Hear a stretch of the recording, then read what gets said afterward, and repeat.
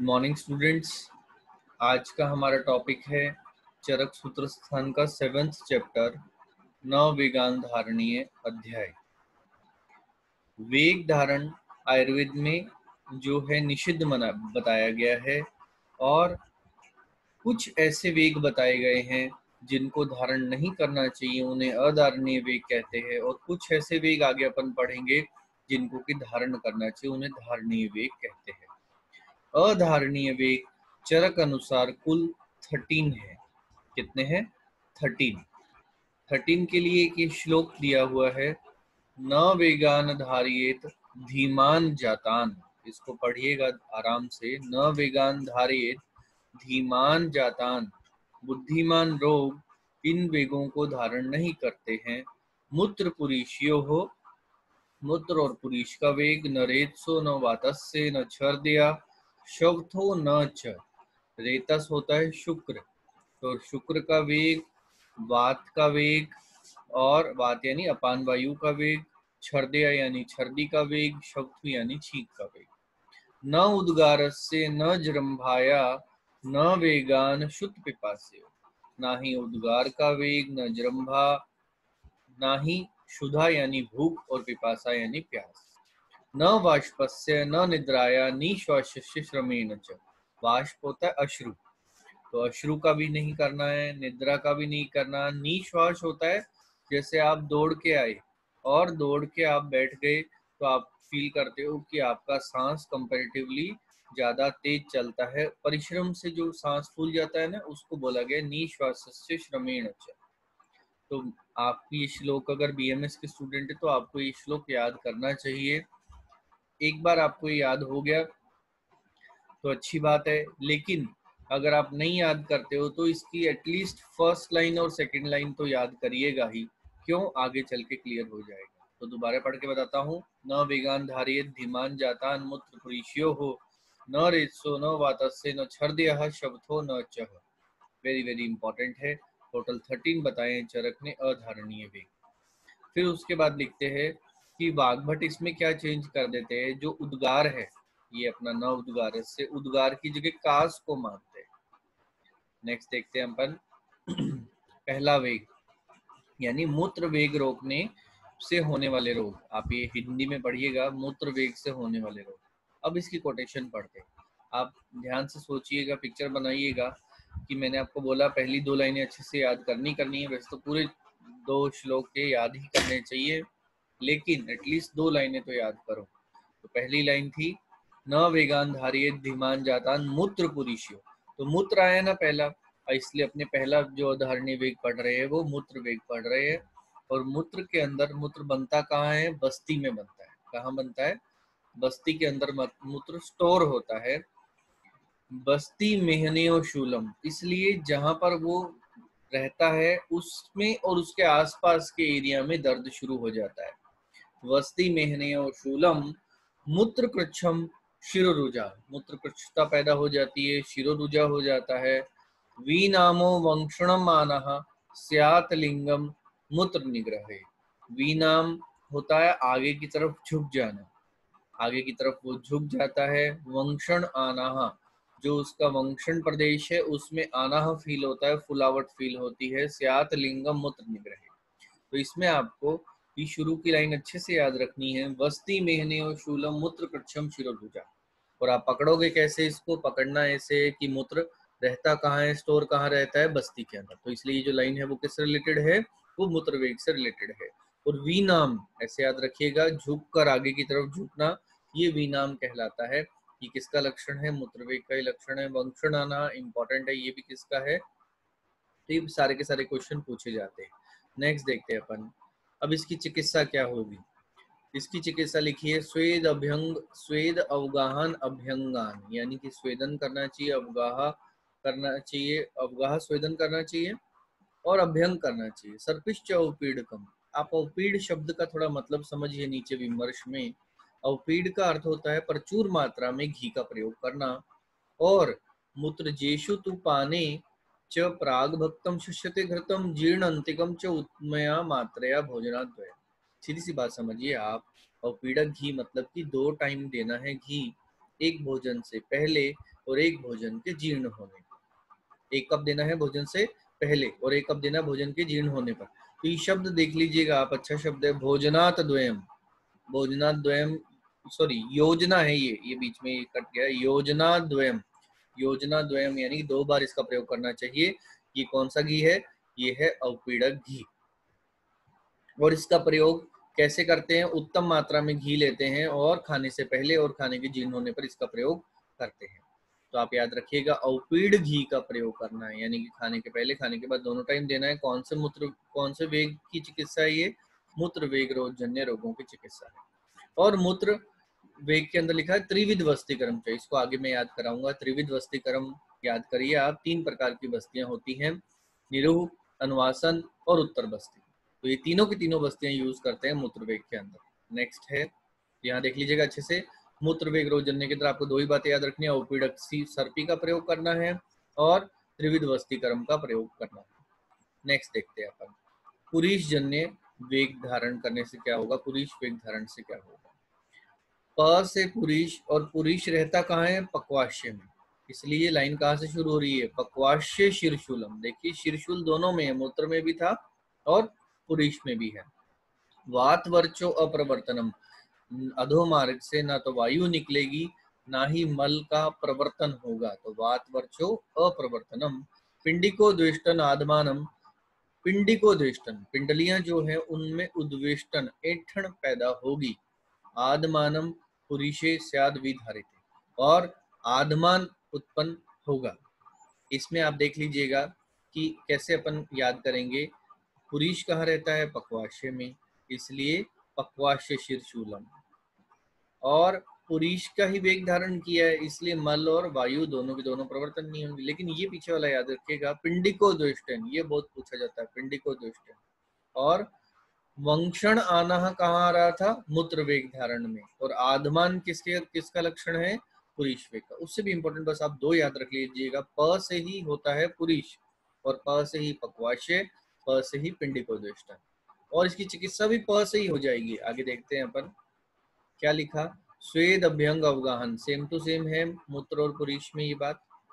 अब देखिए आप ऐसे समझिएगा पिक्चर की मल फंस गया है बॉडी में, मल आ नहीं रहा है बाहर, इसलिए आप वर्ती का प्रयोग करोगे, वर्ती लगा के मल की प्रवृत्ति करोगे। तो वर्ती का प्रयोग किसमें करेंगे? पुरीश वेग धारण के अंदर। और बस्ती कर्म भी किसमें करेंगे? पुरीश वेग धारण में। और पीछे देखिएगा प्रमाथि द्रव्य लिखा हुआ है। प्रमाथि का मतलब क्या होता है?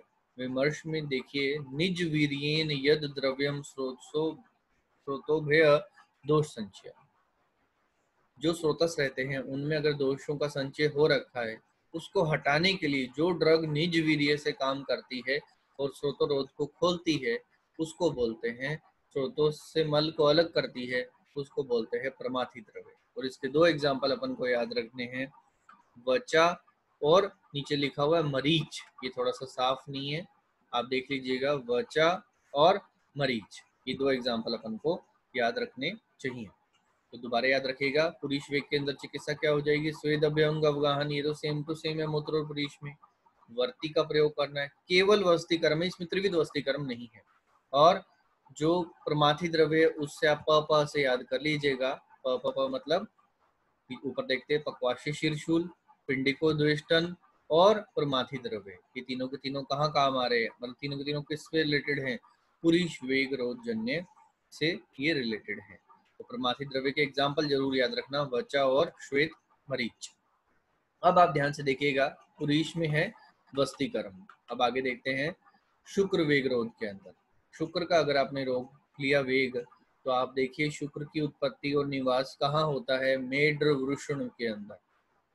तो याद रखिएगा, मेड्र वृषण्यो शूलम, बस इनमें कुछ भी नहीं है, शुरू के 3 जो है उनकी सीक्वेंस ध्यान होनी चाहिए, वो श्लोक से याद होगी आपको। उसके बाद मैंने आपको बताया कि जहां जिस स्थान में रहते हैं मूत्र पुरीश और शुक्र, वही स्थान में उसी स्थान में शूल पैदा होगा। तो मेड्र वृषण्यो शूलम। लेकिन ये अलग से टुकड़ा देखिएगा, अंग मर्दो हृदय व्यथाच, इसको पूछ लेता है क्वेश्चन को, आगे वाला तो नहीं देगा हिस्सा, क्योंकि आगे वाले से तो आप पहचान लोगे। अंग मर्दो हृदय व्यथाच। अब आप मुझे ध्यान से आप अपने दिमाग में पिक्चर बना लीजिएगा कि शुक्र कहाँ रहता है? शुक्र रहता है संपूर्ण शरीर के अंदर। शुक्र कहाँ रहता है? संपूर्ण शरीर में। इसलिए आप याद करिएगा कि अंगमर्द वाला लक्षण यानी संपूर्ण शरीर का लक्षण है वो शुक्र वेग के अंदर आएगा। अंगमर्द प्लस हृदय व्यथा। और पीछे क्या लिखा है, विबद्धम मूत्रम एवच, मूत्र भी विबद्ध हो जाता है, रुक रुक कर आता है। ये कोई मूत्र वेग धारण का लक्षण नहीं है, याद रखिएगा, ये शुक्र वेग धारण का है। बहुत अच्छा लक्षण है, ये क्वेश्चन पूछा जाता है, पकड़ में जल्दी से नहीं आता है। तो यहाँ दो चीजें मैंने याद रखनी है, जिस स्थान में रहता है उस स्थान में वेदना शूल होगी, अंग मर्दो हृदय व्यथा और विबद्धम मूत्रम एवच, सबके सब शुक्र वेग के लक्षण हैं धारण के। अब इसकी चिकित्सा क्या होगी, दो चिकित्साएं याद रखना। देखिए पहले अभ्यंग अवगाहन तो सेम है, ऊपर वाला मूत्र पुरीश वाला ही, मध्य देनी है मुर्गे के साथ में। ये मैं लेमन लैंग्वेज में आपको याद करा रहा हूँ। मदिरा चरण आयुधा, चरण आयुधा जो है वो मुर्गे के मांस को बोलते हैं, तो मदिरा चरण आयुधा ये शब्द याद रखना है। पीछे देखिए शाली पय और निरूह बस्ती देनी है, शाली चावल दूध के साथ और निरूह बस्ती देनी है, सब बातें याद रखनी पड़ेगी।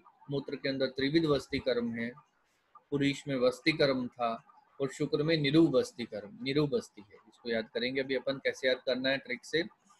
वस्ती शुद्धि कर्म कर आवापम चतुर्गुणम जलम पयम, ऐसे लिखा है कि वस्ती शुद्ध कर आवापम चतुर्गुण जलम पयम, 4 गुना जल मिलाकर दूध के अंदर उसकी बस्ती देनी चाहिए। ये भी शुक्र वेग रोध की चिकित्सा है, ये भी आप याद रखिएगा अच्छे से। सुश्रुत की देन है लेकिन याद कर लीजिएगा यहाँ पर कि चतुर्गुण जल वाली बस्ती जो है दूध में मिलाकर देते हैं, वो किस में देते हैं, शुक्र वेग के अंदर देते हैं। अब आप बात करते हैं अपन थोड़ी सी इसमें कि इसको याद कैसे करेंगे, कौन सी बस्ती किस में है। आप थोड़ा सा यहाँ समझिएगा।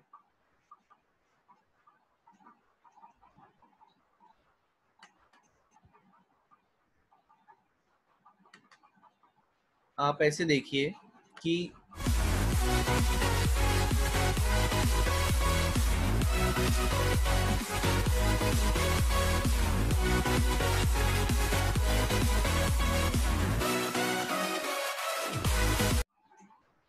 ये सिर्फ सपोज करना है अपन को, ये मलाशय है बड़ा और ये मूत्राशय है, ठीक है।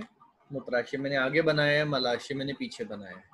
ये एक्चुअली इसमें अच्छे से ज्यादा बनेगा नहीं, लेकिन फिर भी आपको याद हो जाएगा, बस इतना बात, मुद्दे की बात ये है। तो जो मलाशय है उसमें अपन पक्वा लिख देते हैं, पक्वाशय, और जो मूत्राशय है उसमें मैं म लिख देता हूँ, मूत्राशय। ध्यान से देखिएगा, मूत्राशय छोटा है। अब आप ध्यान से देखो, अगर मैं प में, पहले मैं देखता हूँ, पहले को अगर मैं म में चेंज करता हूँ, म में किसी तरह की चिकित्सा करता हूँ, प पे ज्यादा फर्क नहीं पड़ेगा क्योंकि प बड़ा है, पक्वाशय बड़ा है। लेकिन अगर मैं पक्वाशय पे कोई चेंज करता हूँ, कोई चिकित्सा करता हूँ, तो म पे फर्क पड़ेगा। इसीलिए मूत्राशय, जब मूत्र वेग धारण रोग के अंदर चिकित्सा है तो उसमें निरूह बस्ती भी है और अनुवासन बस्ती भी इन्वॉल्व की गई है, उत्तर बस्ती के साथ साथ में। उत्तर बस्ती तो होती है मूत्र मार्ग से देनी और निरूह अनुवासन गुदा मार्ग से देते हैं, क्योंकि अगर यहाँ भी हल्कापन आएगा, यहाँ का भी मल संचय निकलेगा तो ये ठीक होगा। तो ध्यान रखिएगा, त्रिविध वस्ती क्रम कौन होगा, मूत्राशय के अंदर होगा, क्योंकि मूत्राशय छोटा है और पक्वाशय में चिकित्सा करेंगे तो इस पे फर्क पड़ेगा। लेकिन इसका अपोजिट देखें, पक्वाशय की चिकित्सा यानी कि पुरीश वेग धारण की चिकित्सा के अंदर अपन केवल वस्ती क्रम का प्रयोग करते हैं। वहां पर मूत्र का अगर अपन यूज लेंगे, यानी मूत्र बस्ती का यूज लेंगे, कोई अपन उत्तर बस्ती का यूज लेंगे, उससे कोई खास फर्क पक्वाशय पे, पुरीश वाशय पे पड़ेगा नहीं। तो आपको होप्सो समझ आ गया होगा ये कैसे याद करना है।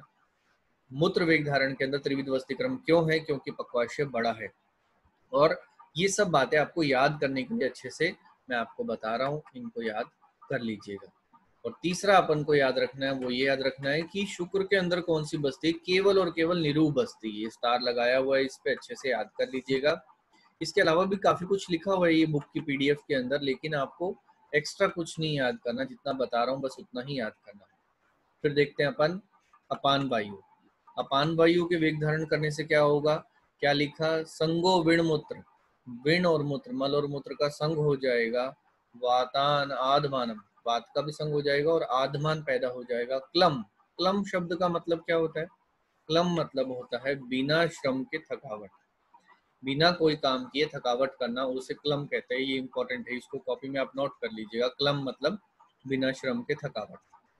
और पीछे क्या लिखा? वातजांश्च अन्य रोगः, और वात संबंधी अन्य रोग उत्पन्न हो जाते हैं। तो दो बातें याद रखनी है, क्लम और वातजन्य अन्य रोग, कि किसमें उत्पन्न होते हैं? इन दोनों के दोनों अपान वायु के वेग धारण की समस्या है, इनके कारण उत्पन्न होते हैं। अब इसकी चिकित्सा भी क्या होगी? अपान वायु के वेग धारण की चिकित्सा क्या होगी? उसको नीचे से अपन पास करवा दे, यानी कि अनुलोमन करवा दे।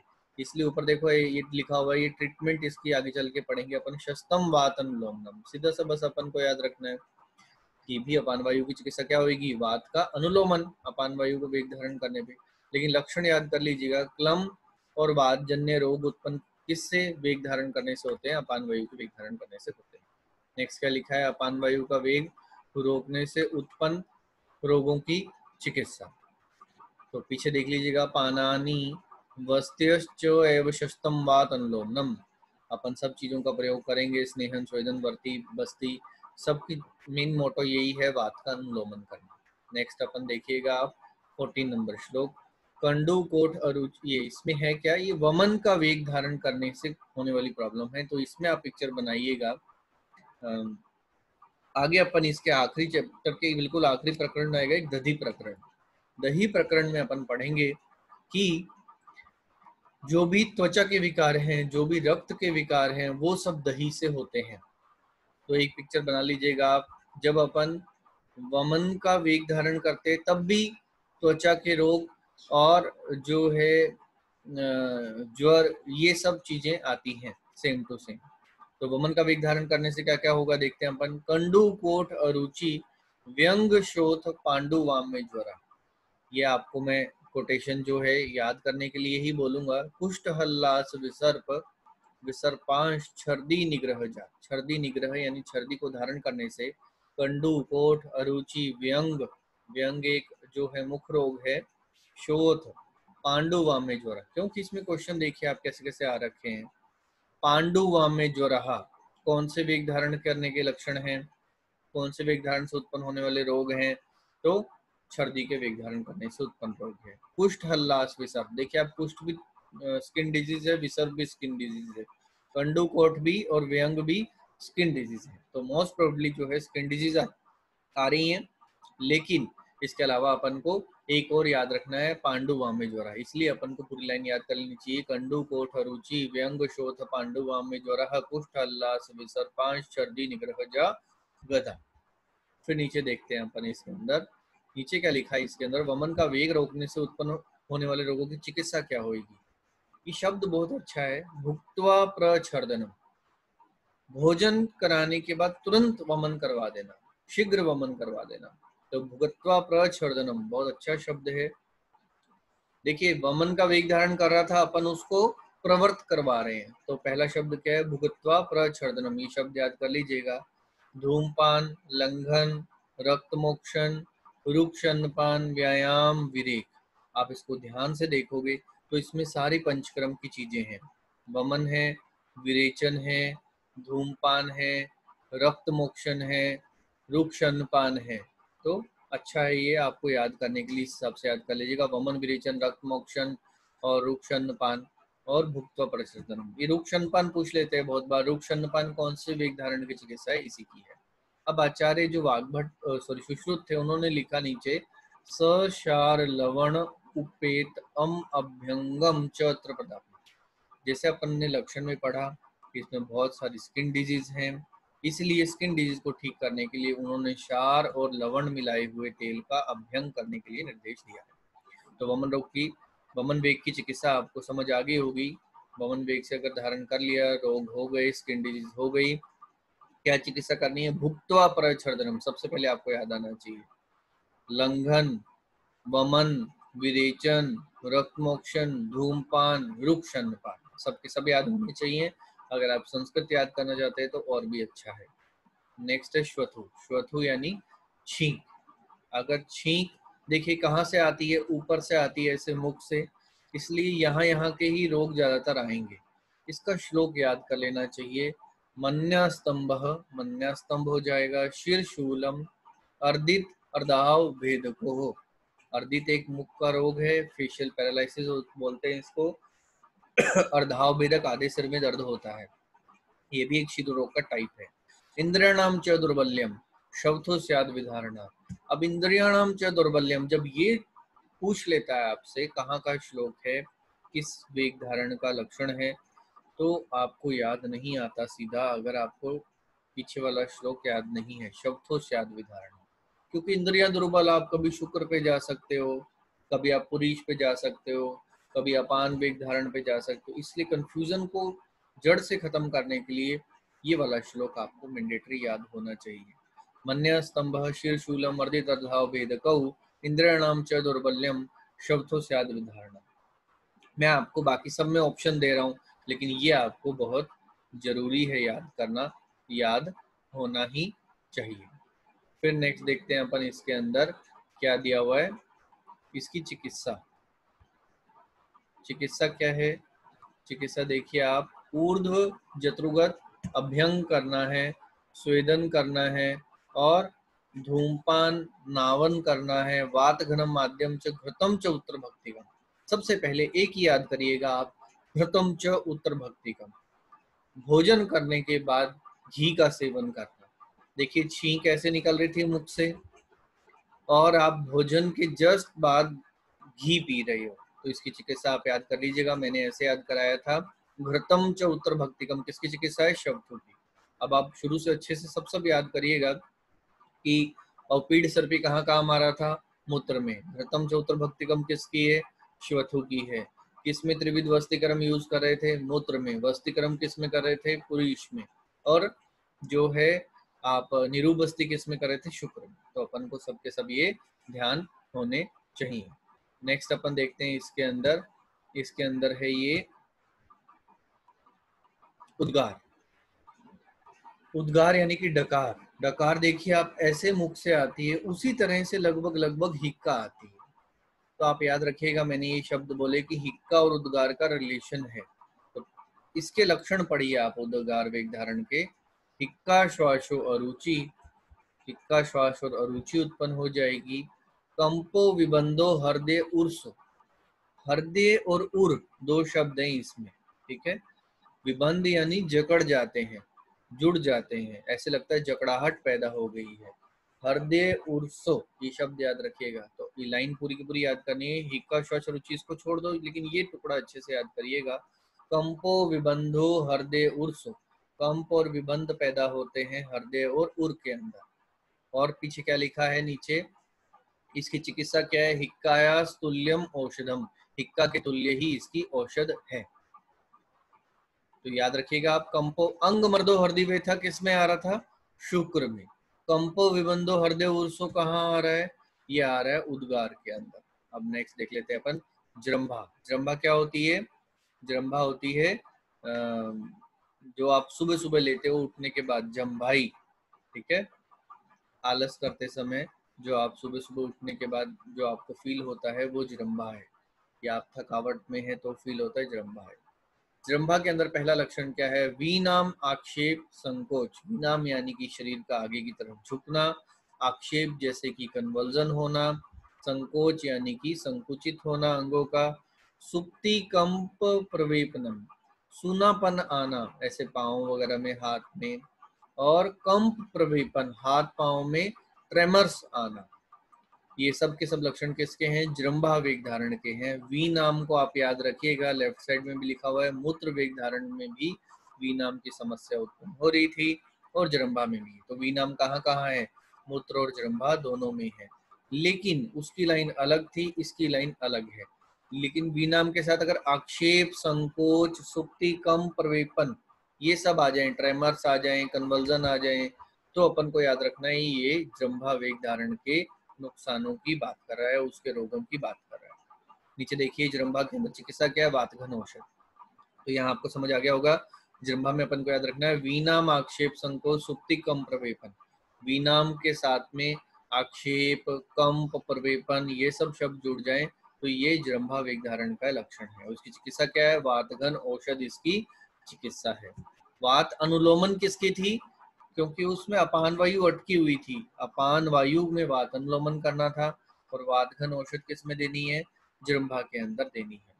फिर नीचे देखते हैं अपन भूख का, क्षुधा का वेग धारण करने से क्या होगा। आप ऐसे समझिए, इसको याद करने के लिए आप ये याद कर लीजिएगा, आप जब फास्ट रखते हैं या फिर आप लंबा कोई फास्टिंग रख लेते हैं जो आपके कैपेबिलिटी से ज्यादा है, कार्श्यम दौर्बल्यम, कार्श्यम दौर्बल्य विवर्णयम अंग मर्दो अरुचि भ्रम, आपको दुर्बलता फील होने लग जाती है, पतलापन शरीर में फील होने लग जाता है। कार्श्य पहला शब्द याद रखिएगा, आप समझ जाओगे। खाओगे नहीं तो कैसे हो जाओगे? कार्श्य। वैवर्ण्य, रंग उड़ जाएगा शरीर का, ऐसा बोलते हैं, या फिर डिस्कलरेशन हो जाएगा। अंग मर्दो अरुचि भ्रम, चक्कर आने लग जाता है खाना खाए बिना। तो कार्श्य, वैवर्ण्य, भ्रम, इन सब शब्द से आपको अच्छे से याद करने हैं और इन सब शब्द से आप पकड़ सकते हो अच्छे से ये कौन से वेग धारण की बात कर रहा है, कभी ये श्लोक आ जाए तो अंग मर्दो हृदय वेथा किसमें था? वो था शुक्र के अंदर। कंपो विबंधो हृदय उर्सो किसमें था? वो था हिक्का में। अंग मर्दो रुचि भ्रम किसमें है? तो भ्रम से आप पकड़ लेना, चक्कर आ रहे बिना खाना खाए चक्कर आ रहे। और चिकित्सा बहुत सिंपल है, स्निग्ध उष्ण लघु भोजन देना है भाई, उसको खाने को देना है। खाना पीना वो कैसा देना है? गरम और चिकना और लघु होना चाहिए। फिर क्या लिखा है इधर कि क्षुधा के अंग मर्द कहाँ कहाँ आ रहे, ये देखिए आप लाइन मैंने एक साथ लिख दी है। शुक्र के अंदर क्या लिखा हुआ है यहाँ, इसको पढ़िए, अंग मर्दो हृदय वेथा च। और इधर देखिए उद्गार में क्या आ रहा था? कंपो विबंधो हृदय उर्सो, और आगे पिपासा में आ जाएगा श्रम साधो हृदय वेथा च। नेक्स्ट देखते हैं अपन पिपासा। पिपासा यानी कि प्यास। पिपासा के अंदर क्या होगा? पानी अपन इधर मुख से पीते हैं ना, इसके जस्ट पास का ऑर्गन है कान। तो पिपासा जो है उसका वेग धारण करने से क्या होगा? बाधिर्यम श्रम साधो हृदय वेथा। बहुत इंपॉर्टेंट लाइन है, पूरी पढ़ रहा हूँ। कंठ से शोष, कंठ और मुख सूख जाएंगे। बाधिर्यम बहरापन पैदा हो जाएगा। श्रम साधो हृदय व्यथा च, थकावट महसूस होगी, अवसाद महसूस होगा और हृदय में व्यथा होगी। ये अच्छे लक्षण है, देख लीजिएगा आप। अंग मर्दो हृदय व्यथा किसमें था? शुक्र में था। और श्रम साधो हृदय व्यथा किसमें होगा? प्यास में होगा, अगर आपने पानी नहीं पिया तो। और इसकी चिकित्सा क्या है? शीत तर्पणम इष्यते, शीतल द्रव्यों से तर्पण देना चाहिए। तो होप्स आपको पिपासा समझ आ गया होगा। एक तो याद रखना है बहरापन, बाधिर्य कौन से वेग धारण से उत्पन्न होता है? प्यास के वेग धारण से। एक अंग मर्दो हृदय वेथा, तो अंग मर्द मैंने बताया था शुक्र सारे शरीर में रहता है, इसलिए अंग मर्दो हृदय वेथा वाली लाइन उसकी है। और श्रम साधो हृदय वेथा, ये याद रखना है, श्रम और साध पानी नहीं पीने के कारण हो जाता है। नेक्स्ट है वाष्प। वाष्प का वेग धारण करने से क्या होगा? यानी कि आप आंसू का वेग धारण करने से क्या होगा? प्रतिशयो अक्षिरोगश्च हृद रोगश्च अरुचि भ्रमः। प्रतिशय, अक्षिरोग। अब आप इसको ऐसे याद रखिएगा कि कोई आप ऐसा डे याद रख लीजिएगा जिसमें आप रोए हों पहले, तो क्या होगा? नाक से भी पानी बहने लग जाता है, आंख लाल हो जाती है, आपको अच्छा फील नहीं होता है, खाने का कोई चीज मन नहीं करता है आपका। तो इसको देखिएगा आप, प्रतिशयो अक्षिरोगश्च, आप पकड़ लीजिएगा, प्रतिशय और अक्षिरोग ये आंसू के वेग धारण करने से हो रहा है। हृदय रोग अरुचि भ्रम, इसको इम्पोर्टेंट है याद करना, बहुत अच्छा है ये लाइन। हृदय रोग अरुचि भ्रम, हृदय रोग के साथ अरुचि उत्पन्न होना, भ्रम उत्पन्न होना। और नीचे देखिए चिकित्सा में क्या है? स्वप्नो मध्यम प्रिय कथाम, स्वपन करवाना चाहिए। और निद्रा लाने के लिए उसको जो है मध्य और बढ़िया बढ़िया कथाएं सुनानी चाहिए। इसको अपन आगे डिफरेंशिएट करेंगे। तो यहाँ आप समझ लीजिएगा, मैंने यहाँ साइड में छोटा सा एक फॉर्मूला सा लिखा हुआ है, रोने से जुकाम। इस आप पुरानी बात को याद करके इसको पकड़ सकते हो कि वाष्प वेग धारण करने से प्रतिशय अक्षी रोग हो जाते हैं, लेकिन हृदय रोग और रुचि भ्रम इसको नहीं भूल जाना। और इसकी चिकित्सा के लिए अपन फिर दोबारा से आएंगे इस पे, फिर भी पढ़ लीजिएगा, मध्य और प्रिय कथाएं सुनाते हैं। फिर ऐसे देखिए आप नेक्स्ट, यहाँ ना कुछ कुछ ये ऊपर लिखा हुआ है, इसको आप देख लीजिएगा। कि एक तो वाष्प रोग के अंदर हृदय रोग आ गया, एक आगे और आ जाएगा निश्वाश्रम में हृदय रोग। शुक्र और पिपासा में क्या आया था? शुक्र में अंगमर्दो हृदय था, पिपासा में श्रम साधो हृदय था। नेक्स्ट देख लेते हैं एक निद्रा। निद्रा यानी किसी को आई नहीं है नींद। आप ऐसा कोई भी डे याद रख लीजिएगा जब आप सारी रात सोए नहीं है, जागे हुए हैं, तो आपकी बॉडी में क्या होता है? जकड़ाहट होने लग जाती है। आपको ऐसा लगता है सारा शरीर टूट रहा है, अंगमर्द हो रहा है, सिर भारी हो जाता है, आंखों में गुरुता आ जाती है। तो जृंभा, अंगमर्द, शिरोरोग, अक्षी गौरव, ये सब बातें आप समझ जाओगे। नीचे देखिएगा निद्रा वेग की चिकित्सा क्या है। स्वप्नम संवाहनानि च। संवाहन क्या होता है? सोने के टाइम में हल्के हल्के पांव दबाते हैं ना, जैसे आपने किसी बड़े के अपने घर में दबाए होंगे पांव, तो संवाहन बोलते हैं उसको, हल्के हल्के हाथ से पांव को दबाना। और नीचे देखिए क्या लिखा है, पिबेत क्षीरम सुप्याश्चेष्ट कथारतः, और दुग्ध पिलाना चाहिए अगर निद्रा का वेग आ रहा है। नहीं आ रहा है यानी निद्रा का वेग धारण कर लिया है। एक तो बात आप याद रखिएगा, माहिष क्षीरम स्वपन जनना, देख लीजिएगा इसको अपनी कॉपी में कहीं ना कहीं नोट्स बनाकर। माही शीरम सोपन जननम, माही शीर जो है वो सोपन जनन का कार्य करता है। इससे आप ये बात याद रखिएगा, निद्रा वेग धारण की चिकित्सा में दुग्ध का प्रयोग करते हैं। दूसरी बात आप ऐसे याद रखिए, आप नॉर्मल याद रखो कि रात को जो दादाजी हैं वो सोने से पहले पांव दबवाते हैं यानी कि संवाहन करवाते हैं, और एक गिलास दूध पीकर सोते हैं। तो इससे आपकी दो चीजें याद हो जाएगी कि निद्रा वेग धारण करने से क्या होता है, संवाहन करवाते हैं और जो है दुग्ध का प्रयोग करते हैं। दुग्ध यानी माहिष दुग्ध इसमें ज्यादा बेटर है। ऊपर अश्रु वेग धारण के अंदर याद रखिएगा, दोस्त एक दूसरे दोस्त को चुप कराने के लिए क्या कहता है कि मद्य पी ले। वो रात को सोने के लिए नहीं बोलेगा, वो उसको आंसू बंद कराने के लिए बोलेगा कि आप मद्य का सेवन कर लो। इसलिए स्वप्नो मध्य प्रिय कथा, मध्य किसकी चिकित्सा हो गई? वाष्प की चिकित्सा हो गई। इसको ऐसे याद रखना है, रोते हुए दोस्त को मध्य पिला देता है दूसरा दोस्त। और रात को सोते समय किसी बड़े बुजुर्ग दादाजी को याद कर लेना, वो संवाहन करवाते थे और शीर का सेवन। ये इतना इंपॉर्टेंट है, अभी इतना आसान लगेगा आपको, लेकिन आगे चल के जब क्वेश्चन बनता है तो ये हार्ड बन जाता है कि जो है शीर का प्रयोग, या फिर ये लाइन आ जाएगी, विभेद शीरम सुप्यास चेष्ट कथारतः, यानी कि दुग्ध पीना और जो है चेष्ट कथा सुनाना। अब आप कंफ्यूज हो जाओगे कथा किसमें सुना रहे थे किसमें नहीं सुना रहे थे। आपको शीर अगर याद है, मेरी बात याद है, तो आप आसानी से पकड़ लोगे। अपना मोटिव सिर्फ यही है कि सबसे इजी तरीके से अपन बनाकर इसको कैसे याद करें। और लास्ट कौन सा वेग है जो धारण नहीं करना चाहिए? गुल्म हृदय रोग सम्मोहा श्रम निश्वास धारणा। आप दौड़ के आए और बैठ गए एक जगह और उस सांस को रोकने की कोशिश कर रहे हो, तो क्या होगा? वो पेट में गुल्म बन जाएगा, हृदय रोग बन जाएगा और मोह उत्पन्न होगा। तो गुल्म हृदय रोग सम्मोह, ये शब्द याद रखिएगा आप। अच्छा है ये क्वेश्चन। और वात घन क्रिया, श्रम में र की साउंड आ रही है ना, इसलिए वात घन क्रिया किसमें करते हैं? श्रम जन्य वेग के अंदर करते हैं। देखिए इन सब बातों का ज्यादा फर्क नहीं पड़ता, ना इनसे क्वेश्चन आता है। जैसे वातघन औषध किस में बनता है? जृंभा में बनता है, जृंभा की चिकित्सा है। और वातघन क्रिया किसकी चिकित्सा है? श्रम जन्य रोगों की, श्रम जन्य निश्वास को वेग धारण करने की चिकित्सा है। इसको आप ऐसे याद करिएगा, जब आप भाग के दौड़ के बैठते हैं तो आप उस सांस को रोकने की कोशिश करेंगे तो वो अंदर गुल्म और हृदय रोग बना देगा। तो गुल्म हृदय रोग सम्मोह कौन से वेग धारण की चिकित्सा है? श्रम जन्य वेग धारण की चिकित्सा है और वातघन की क्रिया है। बाकी सब अपन नेक्स्ट क्लास में पढ़ेंगे, इसी चैप्टर को कंप्लीट करेंगे। अगर आपको ये वीडियो पसंद आती है तो आप इस वीडियो को शेयर कीजिएगा व्हाट्सएप पर, फेसबुक पर। और अभी अपन इसका एक क्विक रिवीजन फटाफट ले लेते हैं, क्या अपन ने आज इस लेक्चर में पढ़ा है। तो आप देखिएगा कि काफी बड़ा लेक्चर है, लेकिन आप इसको जिस तरह से मैंने बोला है उस तरह से याद करेंगे तो बहुत आसानी से आपको याद हो जाएगा। पहली लाइन आपको याद रखनी है, कौन से वेग धारण नहीं करने हैं उसकी, और पूरा श्लोक याद करिएगा तो बहुत ही अच्छा है। न वेगान धारे धीमान जातन मत पुरुषो न रेसो न वातस्य न छर्दय शब्द न अच्छा, ताकि आपके दिमाग में पिक्चर रहे कि शुरू में पहले मूत्र था, फिर पुरीश था, फिर शुक्र था, नहीं तो आप गड़बड़ कर दोगे सब के सब।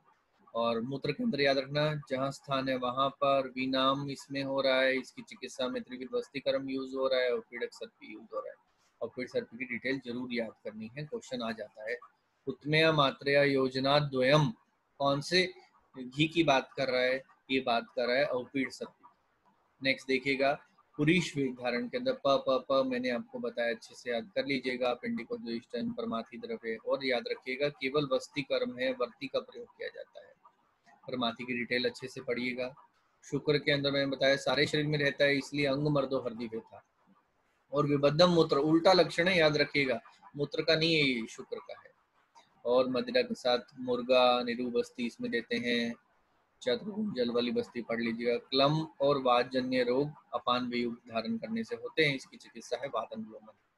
नेक्स्ट देखते हैं अपन वमन वेग धारण की चिकित्सा। कंडु कोठ रुचि व्यंग शोथ पांडु वामे ज्वरा, वेरी वेरी इंपॉर्टेंट है ये। और इसकी चिकित्सा क्या है? भुक्त्वा प्रचर्दनम, इसकी चिकित्सा याद रखिएगा, सारा पंचकर्म है इसमें, रूप शर्मपान भी है और भुक्त्वा प्रचर्दनम, ये शब्द बहुत इंपॉर्टेंट है। ये श्लोक याद कर लीजिएगा अच्छे से, इसके बिना अपनी पार नहीं पड़ेगी। इसकी चिकित्सा देखिएगा आप, घृतम च उत्तर भक्तिकम, ये इंपॉर्टेंट है चिकित्सा। उद्गार के अंदर आप देख लीजिएगा कि उद्गार जो है उसमें हिक्का का रिलेशन है, इसलिए इसकी चिकित्सा भी क्या है? हिक्का जैसी है। कंपोज बंदो हृदय उर्सो, कहाँ आ रहा है शब्द याद रखिएगा। जृंभा में भी विनाम है मूत्र की तरह, लेकिन आक्षेप कम प्रवेपन ये सब एक्स्ट्रा शब्द है, इसकी चिकित्सा भी पढ़ लीजिएगा। एक दिन खाना नहीं खाना, 2 दिन खाना नहीं खाया, ऐसे समय को याद करिएगा। कर्ष हो जाता है, विवर्ण्य हो जाता है और भ्रम होने लग जाता है, सारा शरीर टूटने लग जाता है। चिकित्सा याद कर लीजिएगा इसकी। और एक ये याद कर लीजिएगा, अंग भंग कहाँ कहाँ है? वाग्भट में है। वाग्भट ने बोला अंग भंग मूत्र शुक्र शुद्धा वेग धारण, इसको कॉपी में नोट कर लीजिएगा। अंग भंग शब्द ही है, अंग मर्द नहीं है, लिखो फटाफट। वाग्भट बराबर अंग भंग बराबर मूत्र शुक्र और शुद्धा, ये 3 बस याद रखिएगा। अंग मर्द चाहे मत याद रखिएगा, यही याद रखिएगा। और प्यास से मैंने बताया बहरा हो जाता है अगर प्यास को धारण करेगा, थकावट हो जाएगी और हृदय व्यथा होगी। श्रम साधो हृदय व्यथा, इसको डिफरेंशिएट कर लेना शुक्र के साथ। वाश में याद रखिएगा आंख के रोग और प्रतिशय ये सब हो जाएगा। हृदय रोग और रुचि भ्रम ये सब हो जाएगा। और मैंने अच्छे से बताया कि रोते हुए दोस्त को तो दारू पिला देगा, मद्य पिला देगा दोस्त, और जो वृद्ध है जिसको निद्रा नहीं आ रही है वो रात को संवाहन करवाकर दुग्ध पीकर क्षीर पीकर सो जाएगा। और फिर लास्ट श्रम जन्य रोग के अंदर भागकर बैठ जाएगा तो गुलमर्दे रोग हो जाएगा, वातघन क्रिया हो जाएगी। तो अभी अपन नेक्स्ट लेक्चर में देखेंगे, इसको कंप्लीट करेंगे। अगर हमारा कंटेंट और पढ़ाने का तरीका आपको पसंद आता है तो इस वीडियो को सभी ग्रुप्स में शेयर कीजिए, फेसबुक पर शेयर कीजिए। Thank you very much.